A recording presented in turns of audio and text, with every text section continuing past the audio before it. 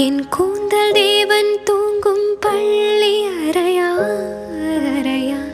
மலர் சூடும் வயதில் என்னை மறந்து போவதுதான் முறையா?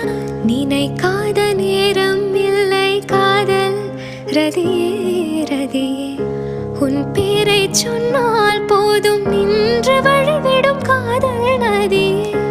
என் சுவாசம் உன் மூச்சில், உன் வார்த்தையின் பேச்சில், 5-6 நூற்றாண்டு வாழ்வோம் என் வாழ்வேவா. மலர்களே மலர்களே இது என்ன கனவா?